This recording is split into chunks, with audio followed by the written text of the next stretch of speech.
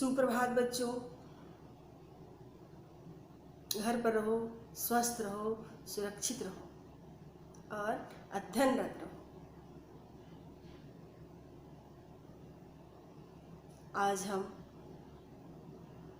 अपनी पाठ्य पुस्तक हिंदी क्षितिज से पद्य भाग के प्रथम पाठ को पढ़ेंगे। सूरदास और उनके पद को। पहले तो हम लोग सस्वर वाचन करेंगे, उनकी जीवनी को पढ़ेंगे, उसके बाद उनके द्वारा लिखित पद को पढ़ेंगे और उसकी व्याख्या को, उनके भावार्थ को समझने का प्रयास करेंगे। तो सबसे पहले हम लोग उनकी जीवनी पढ़ना प्रारंभ करते हैं।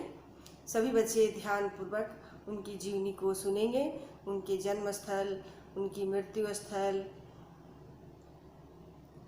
उनकी रचनाएं, उनकी भाषा क्या है, कविताओं की क्या भाषा है, वो सब जो जो महत्वपूर्ण इसमें है, उन लाइन को हम लोग अंडरलाइन भी करेंगे। पहले हम सूरदास जी का जीवन परिचय पढ़ना प्रारंभ करते हैं। तो सभी बच्चे ध्यानपूर्वक उनकी जीवनी को सुनेंगे और मन ही मन अपनी किताब को पढ़ेंगे। सूरदास जीवन परिचय। वात्सल्य रस सम्राट महाकवि सूरदास हिंदी साहित्याकाश के वस्तुतः सूर हैं। भक्ति काल के कृष्ण भक्त कवियों में सूरदास जी का शीर्षस्थ स्थान है। सूरदास जी जो है वो भक्ति काल के सबसे कवियों में उनका सबसे ऊंचे स्थान पर थे। उनकी जन्मस्थली के बारे में विद्वानों में मतैक्य नहीं है। उनका जन्म हुआ है, इसमें भी लोगों जो है विभिन्न मत रखते हैं उनके जन्म के संबंध में। कुछ विद्वानों उनका जन्म सन 1478 में रुन्नकता या रेणुका में मानते हैं, तथा कुछ दिल्ली के निकट सिही नामक गांव में। मतलब कुछ विद्वान कहते हैं कि उनका जन्म 1478 में रुन्नकता में हुआ था, और कुछ लोगों का कहना है कि उनका जन्म दिल्ली के निकट सिही नामक गांव में। वे जन्मांध थे अथवा बाद में हुए, इसमें भी संदेह है। मतलब कि लोगों का कहना है कि वे जन्म से अंधे थे या फिर बाद में हुए, क्योंकि उन्होंने इतना श्री कृष्ण की लीलाओं का इतना मनोहारी रूप वर्णन किए हैं, इसीलिए लोग जो है अपने में ही मतभेद किए हुए हैं। परंतु सूरदास जी द्वारा कृष्ण की बाल लीलाओं का जो अनुपम एवं सूक्ष्म चित्रण किया गया है, उसके आधार पर उन्हें जन्मांध कहना समीचीन नहीं लगता। मतलब वे भक्त कवि एवं संगीतज्ञ भी थे। बाल्यावस्था में ही उनका नाम दूर दूर तक प्रसिद्ध हो गया।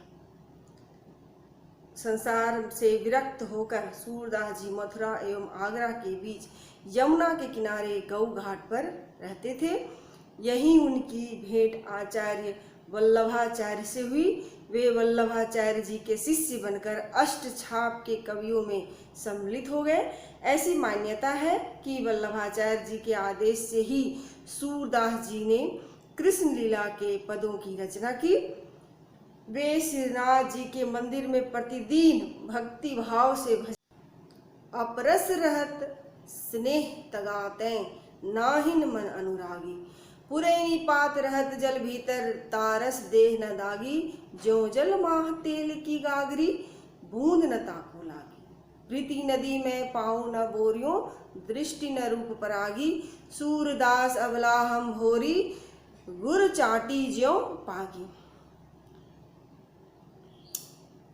बड़भागी का अर्थ हुआ बड़े भाग्यवान। स्नेह का अर्थ हुआ स्नेह, प्रेम। नाहिन का मतलब है नहीं। बोरियों का मतलब है डुबोया। अबला का असहाय। गुड़ का गुड़, चाटी का चींटी। पुरीनी का मतलब है कमल, और अपरस का मतलब है अनासक्त, मतलब किसी के प्रति अनुराग नहीं होना, आसक्ति नहीं होना। तो इसमें जो है सूरदास जी श्री कृष्ण और गोपी और उद्धव का वर्णन किए हैं, कि श्री कृष्ण के महिमा का वर्णन किए हैं। साथ ही उद्धव जो श्री कृष्ण के सखा थे, उन्हें अपने ज्ञान पर बहुत घमंड था, तो उनका घमंड दूर करने के लिए भी श्री कृष्ण उद्धव को गोपियों को समझाने के लिए भेजते हैं ब्रज। जब श्री कृष्ण जी ब्रज छोड़ करके मथुरा चले जाते हैं और बहुत दिनों तक नहीं लौटते हैं, यहाँ पर गोपियाँ उनके विरह में जल रही होती हैं, परेशान रहती हैं, तब श्री कृष्ण उद्धव को ब्रज में गोपियों को समझाने के लिए भेजते हैं। उद्धव ब्रज आते हैं और गोपियों को अपने ज्ञान का संदेश देते हैं और उन्हें समझाते हैं कि आप सब श्री कृष्ण अब वापस नहीं आएंगे, आप उनको भूल जाइए।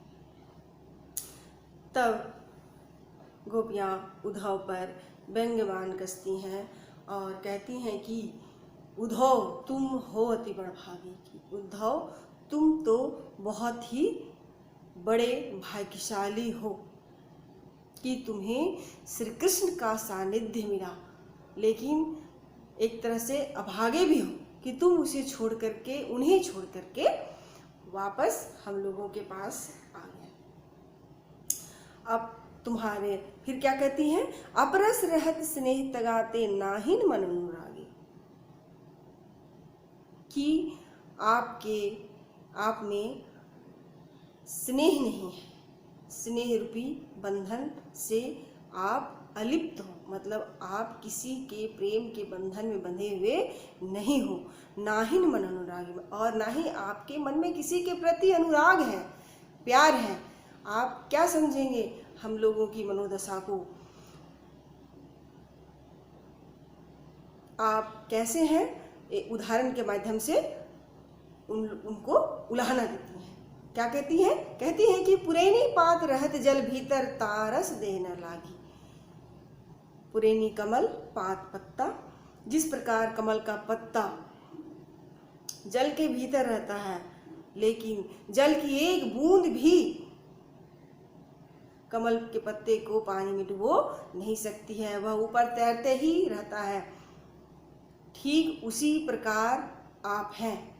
आप श्री कृष्ण के समीप रहते हुए भी श्री कृष्ण के प्रेम में आप डूबे नहीं, आप पर उनका जरा सा भी प्रभाव नहीं पड़ा है। फिर से एक उदाहरण देती, कहती है, ज्यों जल माह तेल की गागरी बूंद न ताको लागे। जिस प्रकार से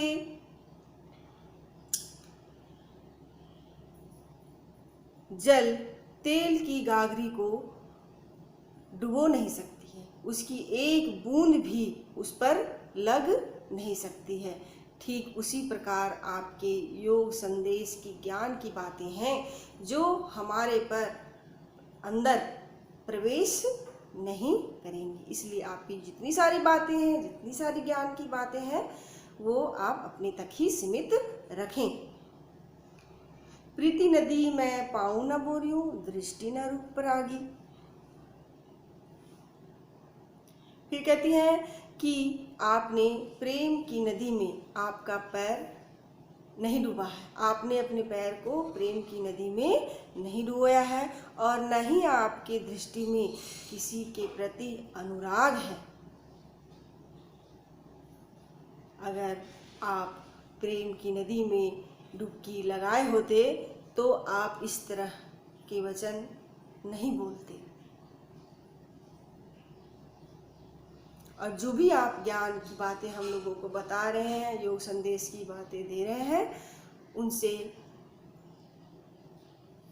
हमारे अंदर उनका कोई भी प्रभाव पड़ने वाला नहीं है। सूरदास अबलाहम होरी गुर चाटी चुबागी। सूरदास जी कहते हैं कि गोपियाँ कह रही हैं कि हम अबलाएं हैं, भोली भाली हैं, गांव की भोली भाली अबलाएं हैं, हम सिर्फ श्री कृष्ण को ही सब कुछ मानती हैं।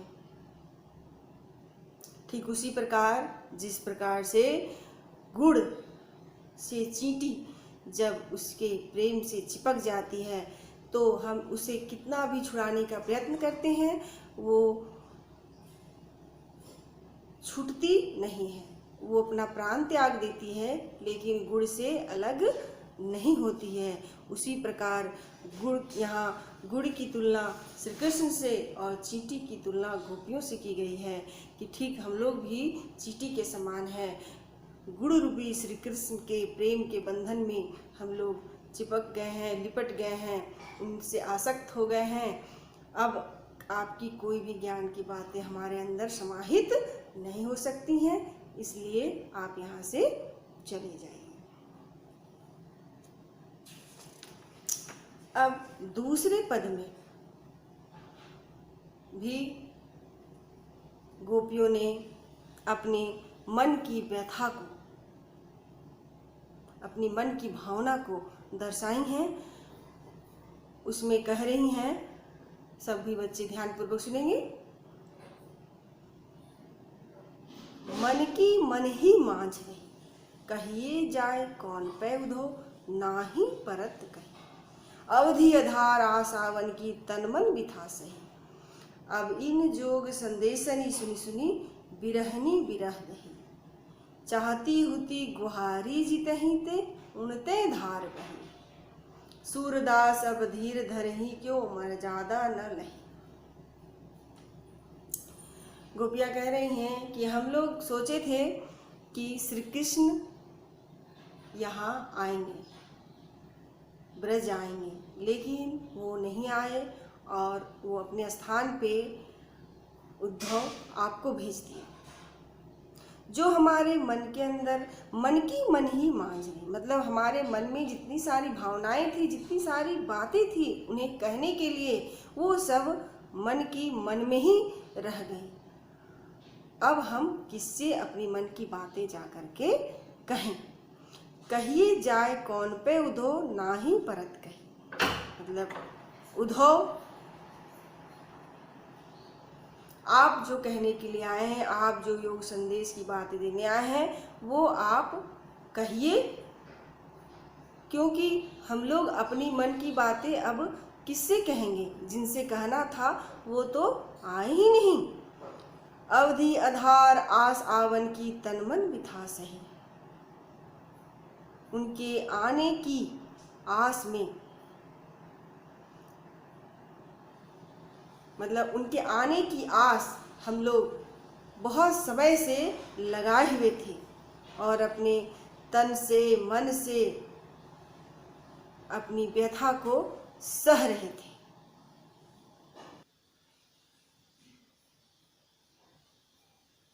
हम लोग उनके आने की आस में बैठे हुए थे। उनके आने के लिए हम लोग अपने तन मन की व्यथा सह रहे थे, सहन कर रहे थे, लेकिन जब वो आए ही नहीं तो हम अपने मन की जो भावनाएं हैं वो किससे कहें, क्योंकि वो आपसे तो हम लोग कह नहीं सकते और आप जो भी ज्ञान की संदेश की बात देने आए हैं वो हमारे अंदर प्रवेश भी नहीं कर रही है। अबिन जोग संदेशनी सुनी सुनी, बिरहनी बिरह दही। उद्धव जो योग संदेश की बातें सुना रहे हैं उसको सुन सुन करके गोपियों की जो है विरह की अग्नि और अधिक जल रही है। क्या सुना रहे हैं? वो कह रहे हैं कि आप श्री कृष्ण को भूल जाइए, अब वे नहीं आएंगे, उनके तरफ से मन को आप हटा लीजिए। तो ऐसा कहने से गोपियों के हृदय में और दर्द की अनुभूति हो रही है। इसलिए वो कह रही हैं कि आपकी जो बातें हैं वो हम लोगों के विरह में और अग्नि की जैसी जल रही है। चाहती हुती गुहारी जीते ही ते उनते धार बही। कहती हैं कि अब हम अपनी गुहार किससे जाकर करें, जिससे करते थे वो तो आए नहीं, और आपकी जो ज्ञान की बातें हैं वो तो अग्नि के समान है, जो हम सहन नहीं कर पा रहे हैं। और इससे बचने के लिए अब हम किससे अपनी रक्षा की पुकार करें, किससे जाके गुहार लगाएं। श्री कृष्ण रहते तो उनसे जाके कह भी सकते थे, अब वो तो आए नहीं तो हम अपनी व्यथा को किनसे जा कर के बोले। सूरदास अब धीर धरहि क्यों मर्यादा न लही। सूरदास जी कहते हैं कि अब गोपियाँ कह रही हैं कि अब हम धैर्य क्यों धारण करें, अब हमसे धैर्य नहीं रखा जाता। जब श्री कृष्ण ही मर्यादा में नहीं रहे तो हम मर्यादा में क्यों रहेंगे। जब वो मर्यादा में नहीं रहे, हम लोगों से मिलने नहीं आए, अपने स्थान पर अपने दोस्त सखा उद्धव को भेज दिए, तो अब हम क्यों मर्यादा में रहें। अब हमें भी इस उद्धव की ज्ञान की बातें को सुनना पसंद नहीं है। हम लोगों ने प्रथम और द्वितीय दो पदों को समझा, साथ में पढ़े और समझे। जिसको समझ में नहीं आया है वो फिर से पूछ सकता है, जिस लाइन को समझ नहीं पाया है वो फिर से दोबारा पूछ सकता है। साथ ही